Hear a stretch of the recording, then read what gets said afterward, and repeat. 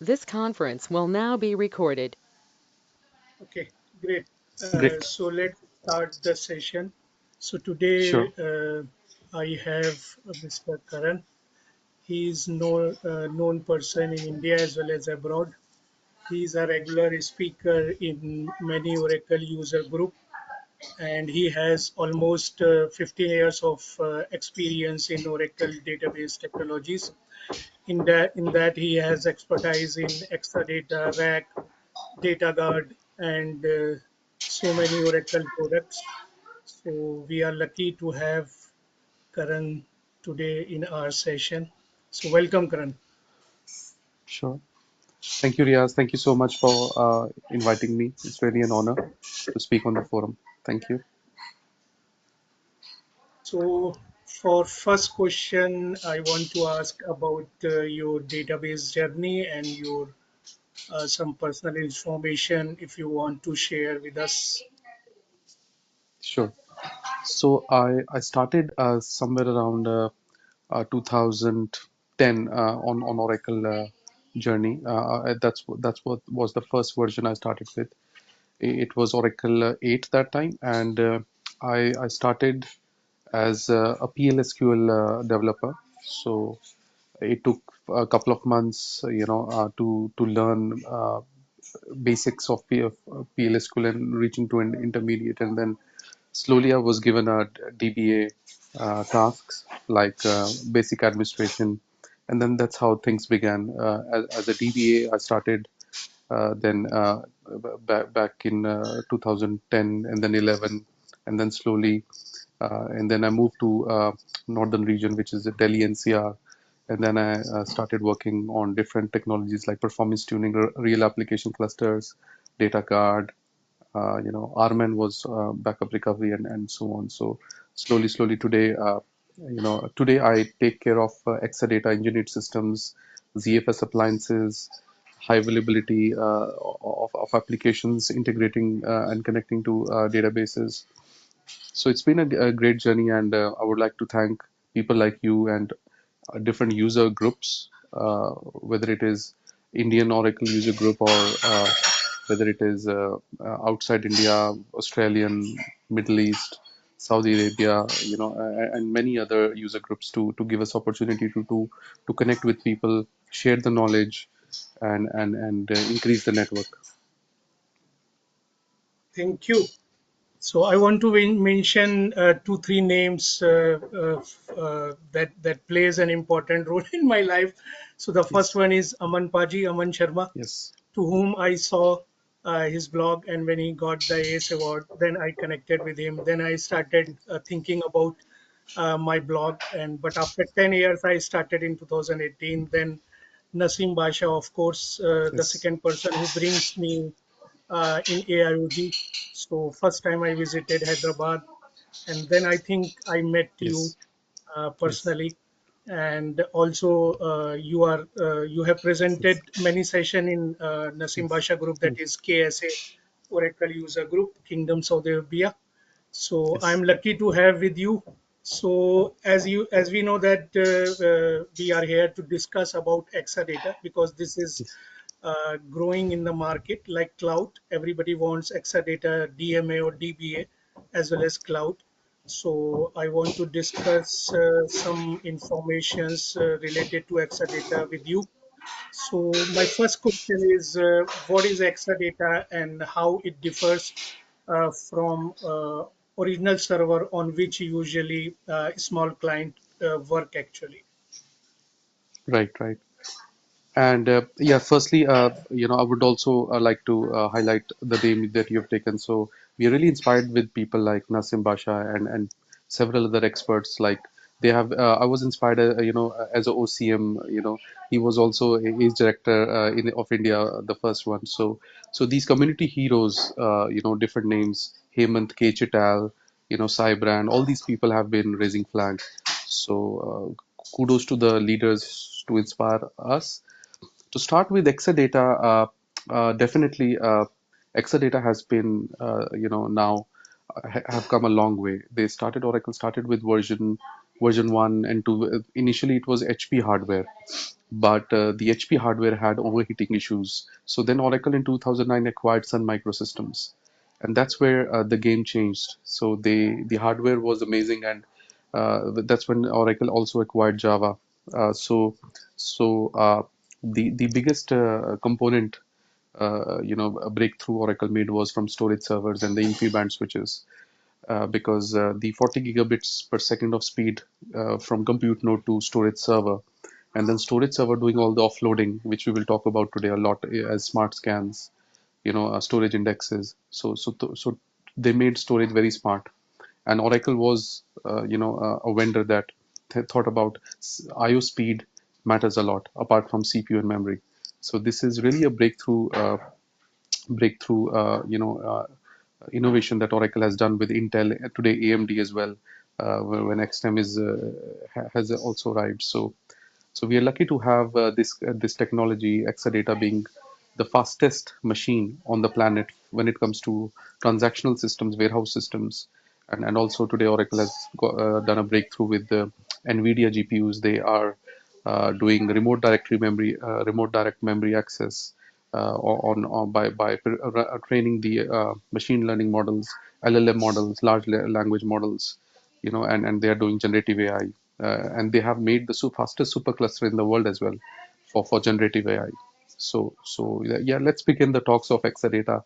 Glad, Riaz, you really focused on Exadata, which is Oracle's, I would say, the main backbone of Oracle Cloud as well as on premises. Okay. Thank, Sorry, I think you are my next, muted. yeah, yeah. Okay. Thank you. So my next question is, what are the main component of an Exadata system, and how they work together to enhance the performance? So the main components, I would say, it's a stack. The whole cabinet comes with different components, which is the whole stack. Storage servers. You can have plenty of them. If it's a full rack, you would have 14 of them. If it's a quarter rack, you would have three of them. you know so it depends on customers. And the interesting thing is, today the Rocky switches which connect the compute nodes with the storage servers, they come with 100 gigabits of speed. The comparing to traditional SAN switches, 100 gigabits of speed is really amazing, right? Because you're able to leverage the full speed, because now you have active bonding. The two adapters traditionally had active passive because you could only leverage one adapter. So the components of the switches connecting compute nodes with the storage, so both the adapters you can leverage active. They're highly available all the time, and both are serving in parallel. So fully you're able to leverage 100 gigabits of speed, as well as storage servers giving you Okay, flash cache. So okay, if you're a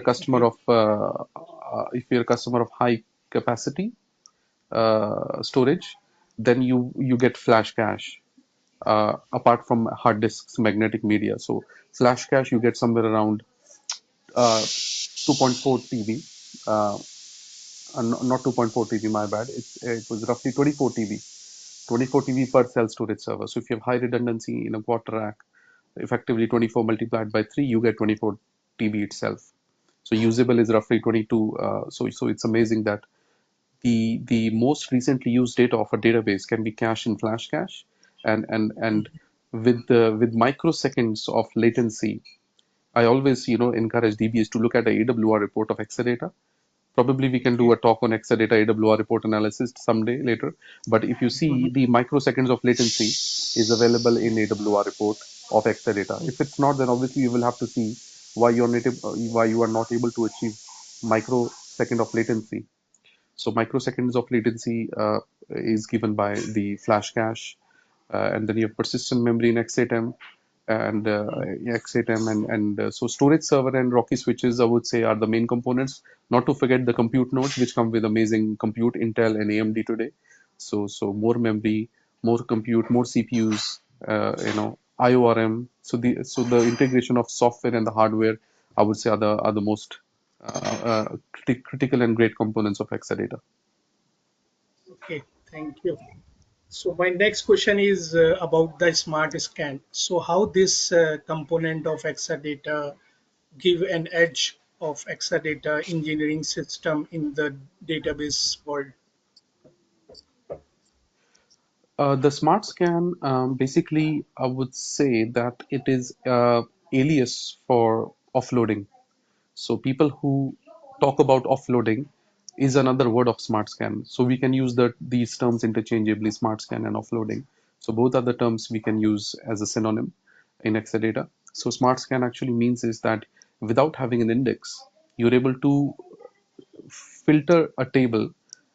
If you say select one column from a table where a column has 30 columns, so you can just bring one column from storage to compute node, and regardless of even more columns, let's say 3 4 columns, and you give a where clause predicate without an index, you can get the in a minimum information. Like if it's a 100 GB table, you can get 2 MB of information easily, uh, and without having an index. That's the magic, that without having an index, you're able to get so much less information. So instead of bringing 100 GB from storage to compute node, instead of 100 GB, you are just getting 2 or 3 MB, which is only required. And this is the power of Smart Scan. So you are basically offloading most of your work to the storage layer. And that's the beauty of it, that now storage is sharing the workload. So compute node does not have to do all the work, right? Compute Okay, node does not have to do all the work. So it's like I'm going to Chandigarh from Delhi to get some information or to get some luggage for myself, and mhm, I don't have to bring the whole 50 kg of luggage. What I just need to get is minimum which I need. So instead of bringing the full luggage, I just bring what is required, and that's about a smart scan. okay, thank you. Yeah. So my next question is regarded smart flash cache. So what is the importance of this component in Exadata? Uh, so as I said, some customers basically use extreme flash storage, which is little more expensive, uh, Hmm. because that's where you will get complete flash storage. You will not see any magnetic hard disks. But customers who use high capacity servers, so they also have hard disks, but also they get 24 TB, like I said, of flash cache per cell storage server, and that cache tier they can use to keep their most recently used data.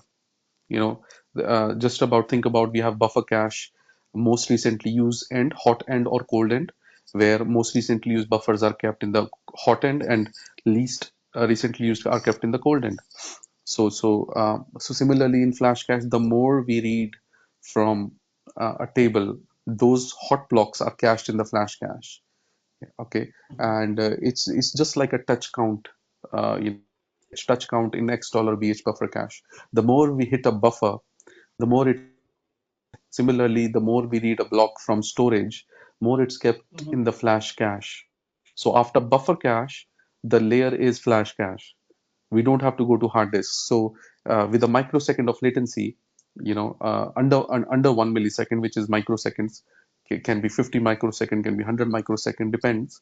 So which is very fast. So after buffer cache, we just fetch it from flash cache, provided the data is already there.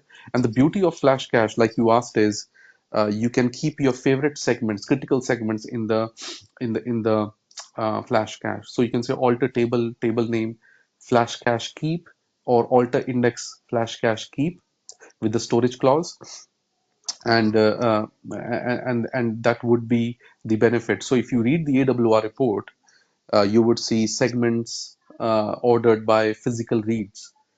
So the physical reads are very expensive, so you don't want to do the hard disk reads, and that's where you pick up those segments, indexes or tables, and try to keep them in the flash cache. Do some testing in the lower environment like UAT, and then promote them to production. Okay, thank you. So my next question is about the capacity planning. So how you will approach capacity planning for an Exadata system? Sure. Capacity planning, let's say I am a DBA who is planning to migrate to Exadata. So the first thing which I will look into is the storage space. So ASM disk group redundancy would be very important decision for me. So before migration, if my redundancy was normal, and now it will be high in Exadata. So that means what a 99 TB would mean 33 TB would be usable because of high redundancy.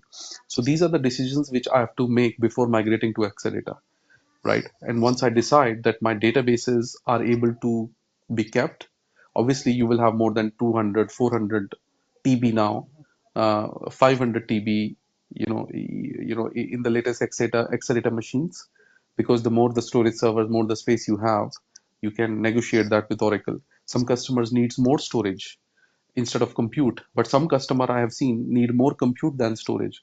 So what they do is they use, let's say they take 3 compute nodes and 2 storage servers. But if you have a requirement of more space, more storage, you can take, let's say, 5 storage servers and just 2 compute nodes or 3 compute nodes. So you can negotiate this with Oracle, what is your basically requirement, because the more IOPS you have, and the capacity planning also comes with IOPS, because if your workload is more IO based, you are smashing thousands of IOs.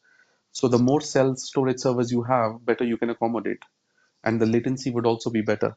So you will not see cell single block reads and cell multi block reads. And like I always say, in Exadata, a sequential read is equivalent to cell single block read in Exadata, and a scattered read, which is usually a full table scan, corresponds to cell multi block read in AWR report of Exadata. So these are the weight events which you will see being eliminated slowly and slowly, because the better IOs you have in Exadata. So in capacity planning, definitely I would like to see the storage space based on ASM redundancy, high or normal or external. External, usually mission critical systems don't have normal, and high they prefer. But storage IOPS, the number of IOPS you have, you can plan IORM settings to see how much shares, flash cache shares, how much quota, how much shares you want to give them, how much CPUs you want to give them, how much SG and PGA you want to give them. So these are the things I will plan before migrating to Exadata in the terms of capacity planning. Okay, thank you, thank you. So my next question is related to I/O, because we know that Exadata is has I/O improvement. So what is I/O resource management impact in Exadata? Sure. So IORM is also another hot topic, because especially when customers have multiple databases on the platform, because today customers try to use consolidation, and no customer would rarely want just to keep one database for an Exadata machine, right? Everybody's trying to do some sort of cost cutting today. So they would like to keep, let's say, 3, 4, 5 maybe databases on one Exadata platform. And then the game comes into the picture when you have which database is more critical for you. Is production more important? Is finance more important? You know, so let's say I have database A more critical than database B for me. So what I can do is an IORM, to start with, I can give more IO shares to database A, which is more critical, and database B can give less shares. So Okay, I can say database A 4 shares and database B as 2 shares. So that means the mathematics, the number says it's twice more important, because 4 is double than 2. So because in non-Exadata, in resource manager, you cannot give preference to IOs. You can give preference to CPU usage limit, you know, and other settings. But when it's multiple databases, inter-database plans, you cannot negotiate which database gets more priority in IO in non-Exadata environment. So in Exadata, IORM plays that crucial role, where you can give more shares to a critical databases, and also you can give more flash cache quota. So from 24 TB, I can say my database A I can have 16 TB of flash cache, while others can have 4 or 2 respectively. So 16 TB, the main database A can enjoy the flash cache. So it would start reading and writing to a flash cache, and enjoy the flash cache tier, because everything cannot be offered by buffer cache. SGA, or especially buffer cache, has a limit. So that's where TBs of space can be enjoyed from flash cache and give the benefit. So IORM plays a critical role that you can give quota for a database in flash cache usage as well as IO shares. Okay, thank you. So, can you discuss more about smart flash cache? Sure. Uh, the things that we discussed recently a few minutes back about flash cache, uh, when we say more deep, basically, it would mean that when by going to AWR report, let's say I see top segments, ordered by physical reads. So I would definitely choose the critical objects like alter index. I would do alter table. I would try to keep them in flash cache with a storage clause. And another, if DBAs feel, some of the workloads are very write intensive. Now, two kinds of customers are there. Some are very read write intensive, some are just read intensive, and some are just write intensive instead of read. So we have to find a balance. So if you see free buffer weights in the AWR report, what it means is, as a DBA or performance tuning expert, you would tune by increasing the buffer cache. Free buffer weight actually means you cannot find a free buffer in the buffer cache because everything is full. Either all are dirty, some are pinned. So you would like to increase the buffer cache. If that does not help, you increase the database writers. So the checkpointing speed can be seen in improvement. But if the IO is the bottleneck, you still see free buffer weights. Then is the time you have to Mhm. think to configure write back flash cache. When you configure Okay, write back flash cache, the writes go to flash cache as well. Because in the default okay, write through flash cache, the default write through flash cache means only the reads are read, only the reads go to flash cache, but not writes. So we have to make sure that as we if we have high redundancy, all the three copies would be kept in flash cache. So if it's 8 TB of data, 24 TB is full. So writes and reads you can keep both of them with write back flash cache. Reads anyways go, but write also comes with write back flash cache. So you do this setting during initial phase of design, and if you are able to configure write back flash cache, your writes go to flash cache. So that gives more advantage to the IOs. Your writes also go with microseconds now. So this is the amazing feature Oracle provides for the flash cache, option. okay. Thank you. So my next question is related to indexes. So what is Exadata storage index and what is the impact or concept if you can elaborate? Sure. Storage index basically, unlike traditional indexes of Oracle, let's say B tree indexes, which is a balanced tree, not a binary tree. So it tells you where the data is. So for example, I have to find a topic from a book. Let's say I want to read about buffer cache from performance tuning book and read about or concepts book. I read say chapter number 5, page number 600. I go to 600 page number and I find the buffer cache chapter. That's the way index helps us to reach to the table block where the actual row is for my with the help of index. So index tells you where your data is, but the storage index helps you. It's the opposite basically. It tells you where your data is not there. So for example, today let's say Riaz is doing a rack workshop, let's say in hotel XYZ. So I go there and ask the receptionist where is the workshop happening, and the receptionist says it's happening on third floor, room number 2. So I skip floor 1 and 2 from the lift. I directly go to the floor 3 of the lift. So what it means is I know where I have to go. So I eliminate the scanning of floor 1 and 2. I saved a lot Yeah, of time. I saved a lot of yeah, time. reduce. So yes, you're right. It reduces IO.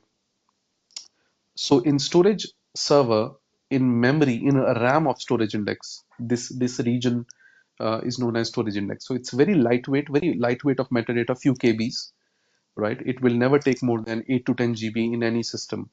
So maximum space usage, 8 or 10 GB roughly you will see from storage indexes if there are many of them actually. So so very lightweight KBs of information, and it would keep columns minimum and maximum value in a ASM allocation unit.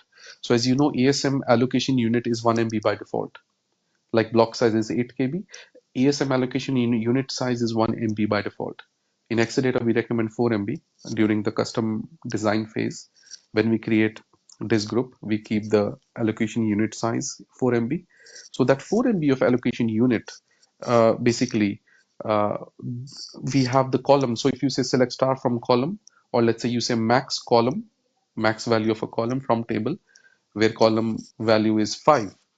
So let's say ASM allocation unit size number one keeps this column's data from 1 to 5. So all this particular column range values 1 to 5 are kept in the first ASML allocation unit size. So just imagine you have 100 ASM allocation unit size. So you eliminate the scanning of 99 remaining ASM allocation unit sizes. So you just read the first one and that's it. You get the column values because you know the range 1 to 5 lies in the first ASM allocation unit. So with the help of this metadata from the memory, you just scan the ASM allocation units which is needed. Mm-hmm. You eliminate rest others and save a lot of time. Okay. Okay. Thank you.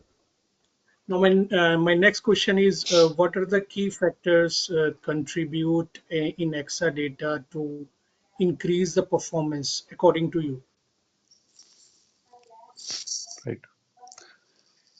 So Exadata, when we say increase the performance, definitely what we can actually do is, there are a lot other factors like Smartscan is one of the major component.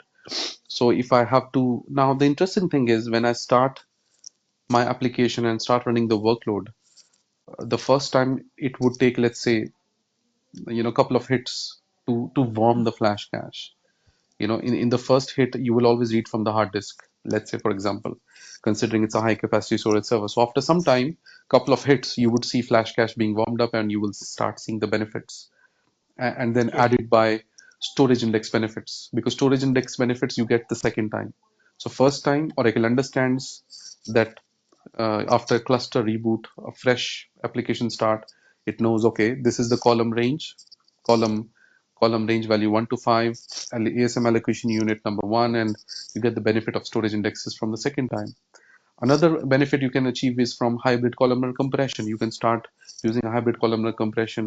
You can use in-memory columnar format, in-memory features, and the benefit of Exadata are plenty because of the flash cache latency is in microseconds. No other vendor provides it. Even if you go to other vendors, even in cloud, AWS, nobody can match. Oracle Cloud, even Exadata today is at Azure. So if you go to Exadata at Azure, you would still see microseconds of latency because of the storage server components, flash cache, persistent memory, PMEM. You know, PMEM, if you see the log writer provides the log writer latency of just under 20 microseconds, right? So all these components, you know, uh, they play a major role. And when we say faster performance at the user application developer level, we can try to invisible an index and see if the smart scan defeats a index execution plan. So if smart scan is better than index scan, why not go for it? And you would see the benefits being reaped up. And arm and backup performance, these are offloaded. Arm and restore refreshes are offloaded to storage server. So what it means is compute node is not needed. So most of the work is done by self storage. So performance is indeed faster. So it's basically a combination of multiple efforts. Okay. So we can say that Smart Scan, Smart Flash Cache, IORM, and storage Exadata indexes are the key factors to improve or enhance the performance on Exadata. Am I correct? Yes, flash cache, storage indexes, smart scans, hybrid columnar compression, in-memory features, they are all together, an icing on the cake. All these features are available in Exadata, definitely. Autonomous indexes, so some features are only for Exadata customers. Autonomous indexes, smart scans, these are only beneficial or available in Exadata. So yeah, I agree. All these features help in Exadata. So my next question is related to the performance parameters. So as you said, I think no parameters is required from the SP file to set it to the Exadata performance. Can you elaborate on that? Yes. So, in words of our famous performance tuning gurus like Gaja, Jonathan Lewis, Tunnel Podder, you know, um, there is no such parameter that say underscore make SQL faster equals to true, right? So, but Hmm. when we migrate to Exadata, the beauty is that we don't have to enable any SP file parameter uh, Okay. because because the underlying parameters like cell offload processing is already true, and KCFS storage index is also available by default. So we don't have to disable it; they're already enabled. So the moment the database is bootstrapped or started or initialized, so the SP file default values take care of itself. So apart from this point that we don't make any SP file changes to tell the system that this is an Exadata system, or there is no SP Mm-hmm. file parameter that we have to deliberately or specifically enable. So the answer to Mm-hmm. your question is yes. There is no SP. You are right, actually. There is no SP file parameter we have to enable to leverage the benefits of Exadata. But apart from Mm-hmm. SP file, I would say telling the optimizer is very important. So we Yes. gather system hardware statistics. So we say DBMS stats gather system stats in single quotes Mm-hmm. Exadata, and we tell the optimizer that we are on a Exadata hardware, and then aux underscore stats dollar table will be populated with CPU speed, IO transfer speed, IO latency speed, and it knows the optimizer that what is the hardware speed, CPU clock speed, the hardware of Exadata, and that's where the optimizer comes to know that this probably is an Exadata system, and it tries to make a smart scan plan and all other things for you. So optimizer work same as it is on normal system or on Exadata system, correct? Or in Exadata, Optimizer definitely is special because it has the ability to even recommend a smart scan in SQL Tuning Advisor. And Mm-hmm. also, it can find a smart scan possibility wherever index is not available, Mm-hmm. provided we have gathered stats and we have full quality of statistics, dictionary statistics, system statistics, fixed object statistics, application table and index statistics. So provided that quality, then definitely optimizer is very special in Exadata. It gives you the benefits of storage indexes and smart scans in Exadata. Okay. So as you are working from so many years on Exadata system, so what are the opinion for you to the DBAs, like how you can come up the some challenges if you are getting on Exadata? So can you share your experience, how you come up and how you solve this issue if it is not restricted from your Yeah. company point of view?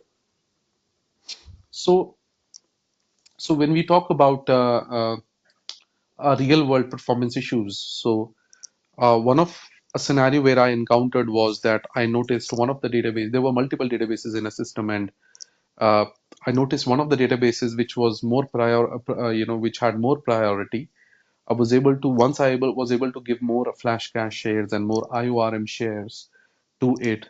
The system started getting that particular database is started getting benefit from it, and so I always encourage users to alter IORM changes, when there is an opportunity of a downtime or a quiet time, because IORM is a change which is very interesting. That you firstly you have to make sure, yeah, you are either in auto objective mode. So IORM has something called objective.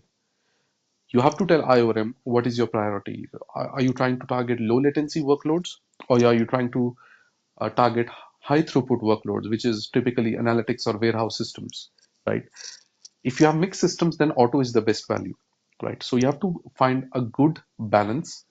And after making changes to auto, because basic was the legacy value, so I started to receive a lot of benefits in iOS when I set the value to auto. So this is the real world tip or trick I would like to give to the DBAs, or I use the word DMAs, database machine administrator, especially when they're Exadata DBAs. So let's use the database machine administrator, because network storage also they take care of. They have root access. So this is the real world tip I would like to give, that the because Exadata is more about IOs, right? Customers would buy Exadata because they want better IOs, right? CPUs, Yeah. memory, everybody has in non-Exadata, but Exadata is always special about storage performance, smart scan, storage indexes, and all the algorithms and softwares that Oracle has built on the hardware. So this is the tip I would like to give. Keep the IORM objective to auto if you do not know anything. If your database is mixed like low latency and transactional and warehousing both, where a lot of multi-block reads happen, as well as single block read, and that's the best world. And try to basically make changes in IORM in a quiet window, so that your IORM is able to detect the changes very gracefully, not in an aggressive manner. So yeah. Okay, thank you. So as you spoke too much about offloading, so can you tell me more about the storage offloading in Exadata system? As you said, it is the vice versa name of Smartscan, I think. Yes. So offloading, I would recommend, yes, and even from Exadata, all the documentations that we see, Smartscan is a synonym of offloading. So Smartscan actually means offloading. So whenever we are saying offloading, we are talking about Smartscan. Whether it is index fast full scan, the important point to note is that Smartscan happens only with direct path reads. So if there is no opportunity of direct path reads, a Smartscan would not be possible. But direct path reads are usually available based on underscore small table threshold value. We can test a lot of smart scan by in lower environment. You can set underscore serial directory to true hidden parameter, and you can force every read as direct path read and test smart scans. But don't do it in production. Do it in testing phases. You add performance Yes, testing. And yes, yes. or even invisible in index, when you invisible in index, you would see the benefit or the comparison of smart scan versus index scans, because can be a lot of cases where smart scan defeats index scans, right? Okay, So offloading is another word of smart scan. And smart scan is not limited to SQL queries. You would also offload rman operations, database restore operations, back to only okay, storage server. Encryption, okay. decryption also happens at the storage tier. So all these Mhm. operations are a candidate of smart scan, and even the index fastful scans. So because in the execution plan you would see index storage fastful scans. So these are all Mhm. candidates of smart scans, and we call them offloading. Offloading means cell storage server is able to do the work instead of compute node. Okay, thank you. Thanks for a good explanation about all the things. So my next question is about the DBA's community, from where he can learn the Exadata, because as you know, Exadata server is very costly. Mhm. Mostly few companies in India have Exadata storage system like in your company. And once, congratulations, I saw you have completed 5 years in your current company. Wow, yes, yes, thank you, Riaz. Yes, yes. So you can guide how DBA can learn, because in the market simulator is there. So how Hmm. simulator practice is different than on actual Exadata practice for learning purpose, and Right. what are the books, documents DBA can take it to the Exadata learning. Right. So to start with, definitely in the past, simulators, but today, if you want to practice Exadata, probably you can use the $300 free credits, which you get with Oracle Cloud. But the first thing I would say is try to understand the architecture, concepts, documentation, because commands we can always Google, right? And we can run it, by copy paste. But understanding when to run the command, the knowledge of it is very important. So you are really nicely pointing out, yes, that what are the books we can recommend. The best place I would always recommend is the official documentation, which is always free. But Yeah. if people can buy a book easily, I'm sure all of DBS can do. So there are some books. I remember I purchased a book of Exadata. I think, yeah, Expert Exadata. There's an Expert Exadata book which was written by Kai Yung. Syed Jafar Hussain, Tanel Podder, and Friggs Hoagland. They Okay, wrote a Apple couple of books application. initially, Yeah, yeah. Okay. right? Sorry, you said anything? You said any name? I said from Appress application they have Yes, published. yes, yes, yes, yes. So the book name is Expert, the Expert Exadata. So Hmm. the second edition is also very good. Okay. So so the Expert Exadata book is very good, of both the editions, and Hmm. try to use cloud certifications of Oracle, but obviously that would be Exadata Cloud Service. The Exadata Hmm. official exam, which is X9M, Exadata exam would be, I think, paid exam. I think because that's on Okay. Yes. premises, that's not Yeah. specific for cloud. But these are the books which people can start with, and official documentation also covers networking, storage, apart from those expert Exadata handbooks. So networking and storage knowledge is very important when we start about Exadata. So these are the resources, and which people can start with. Okay. Thank you very much. So that's it from my side today because I know this is Right. weekend and you had given the time to me. Thanks Yes. for this support. So I think from India region, Yes. our channel is the first one who is collaborating Yes. with the expertise. Yes. So Yeah, absolutely. you are the sixth one. So that idea comes in my mind to Right. discuss with the expertise Yes. expert on their expertise, so that community can get the help. So for Right. this, you supported me. So I'm really Yes. thankful.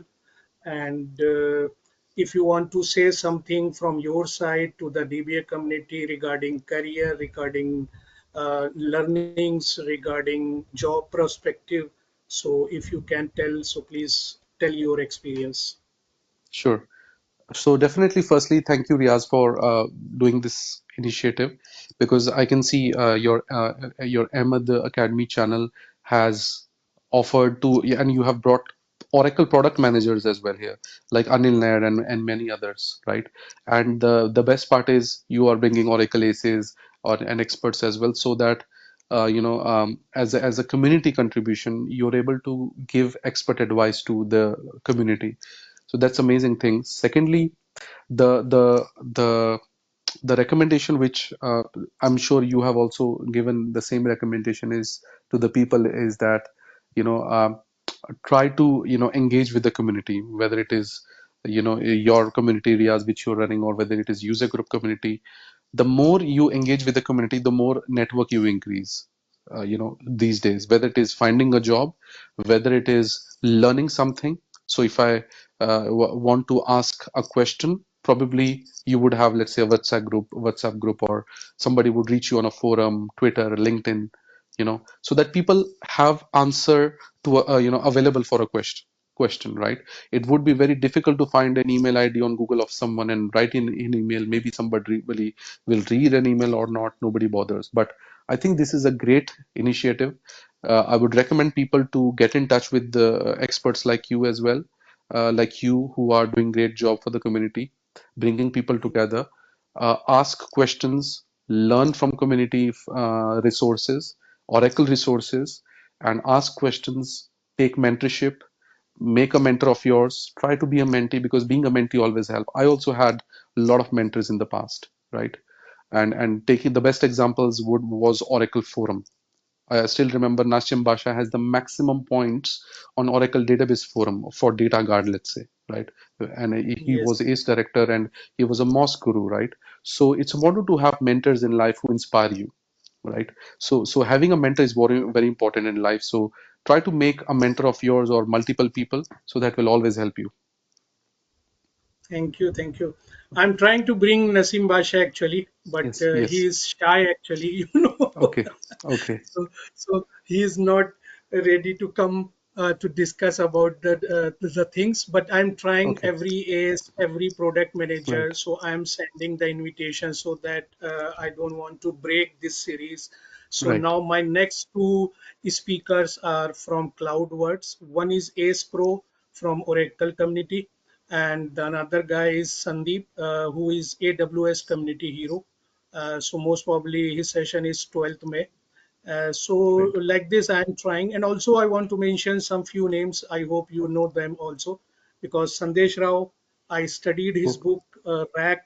Then I get to know he is Sandesh Rao. Then I get a chance to meet in AIOG personally. Then after Yes. that, frequently we meet each other. We take a snap, and the Kamran guy who is from Baku. Yes.